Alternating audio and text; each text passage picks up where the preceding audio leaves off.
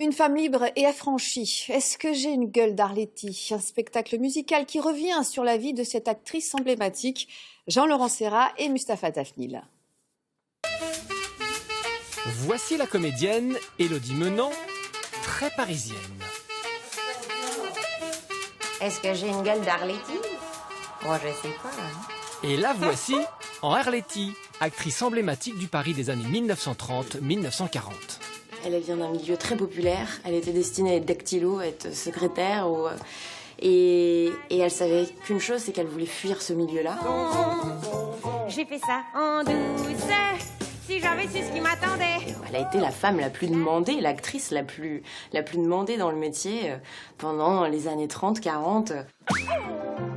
Née à Courbevoie, de papa cheminot, Arletty, c'est bien sûr L'Hôtel du Nord, film de Marcel Carné et sa célèbre réplique. Qui sont du milieu sans en être et qui crânent à cause de ce qu'ils ont été, on devrait les vider.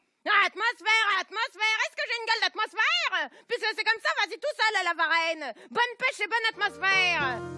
Une destinée singulière à l'après-vert, Arletty est d'ailleurs son égérie. Mais avant le cinéma, Arletty, de son vrai nom Léonie, brille dans l'univers du cabaret. Et toi, t'es une future vedette des revues du tout Paris. Faut un nom qui sonne anglish. Arletty. Suivra la guerre, l'occupation et une liaison avec un Allemand, Arletty, femme complexe. Je trouve qu'elle arrive à la fois à nous raconter le personnage en donnant une vision un peu plus personnelle. Elle s'est appropriée, c'est son Arletty à elle et en même temps c'est l'Arletty de tout le monde.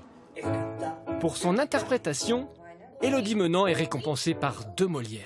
Quand on a un rôle comme ça, d'une personne qui a existé, qui a marqué un peu son temps, on se dit, oulala, on va m'attendre au tournant si je suis pas crédible dans le rôle.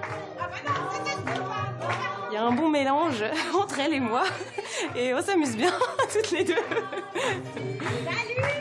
Est-ce que j'ai une gueule d'Arletty?